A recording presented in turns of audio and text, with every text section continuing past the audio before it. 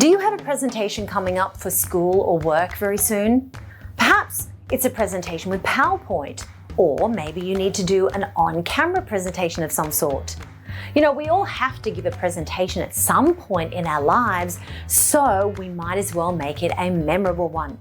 Even if you want to start shooting a YouTube video like this one, you'll need to learn how to structure your presentation properly. So today in this video, I'm going to take you through 7 simple steps that will make your presentation not only more professional sounding, but memorable too. Stay tuned. Okay, let's dive right in. Here are 7 presentation skills that will help you leave a lasting impression with your audience. Number 1, know your audience. Now, what does that mean? Many people just write out their presentation without learning enough about their audience. So by knowing who your audience is, it will actually help you understand what type of content they are going to be expecting. For example, doing the same presentation to a bunch of high school students interested in starting a business is not going to require the same delivery style of, say, a boardroom filled with upper management. The expectations and the understanding of those 2 different types of audiences are completely different. So, dig up some information about who your audience is, what industry they work for, and what positions they generally hold in the company. This will allow you to tailor the content and the delivery of that content to that type of person. Now, you really can't expect to present the same presentation to 2 different types of audiences, because for one type of audience, your idea might be really well received, but the other audience, well, you might bomb. Number 2, use a simple structure. Now, many people think that you need to write a script out for every word of your presentation, but this is simply not true. In fact, it'll make you even more nervous, because then you might mess up or lose your place in the script, and that will really stress you out.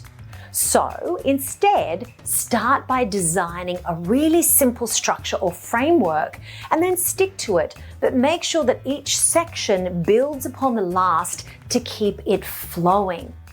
Make any complex ideas as simple and as easy as you can for your audience to retain that information effectively, and keep your presentation within that structure.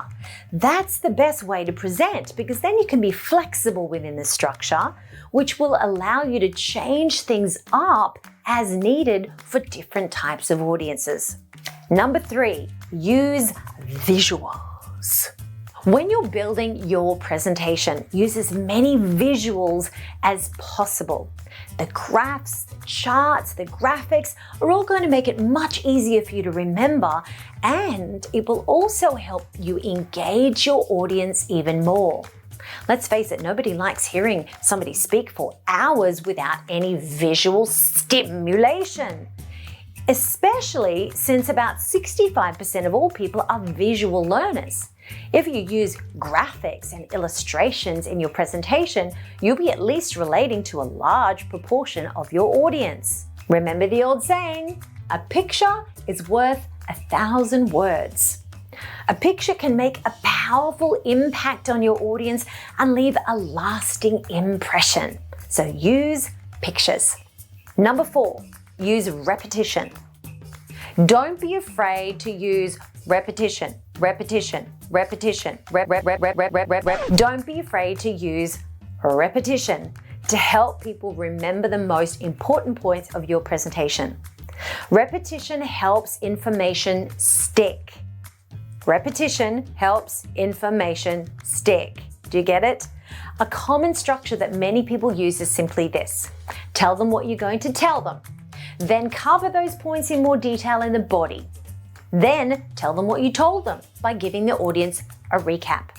This will ensure maximum retention and memorability for your audience. 3 times is the key. Number 5, use storytelling. Our brains are actually wired for storytelling. Before the written language of our time, history was passed down through verbal stories. Stories are a powerful way to convey teaching points and to help your audience remember the most important elements through the power of storytelling. So see if you can recall a story from your life or your career and include the moral or the teaching element to illustrate your point through that story. Your audience will likely remember that point much better if you tell it through a story to strengthen that argument or the idea. Number 6, be authentically you. Look, when you're presenting, don't think you need to overly be serious or be someone else. The best thing you can do is to show up as the very best version of you. If you come across as too stern and authoritative, you might alienate some of your audience and they won't be able to relate to you. But on the other hand, if you look like really nervous or anxious, you'll also alienate the audience because they're going to feel sorry for you.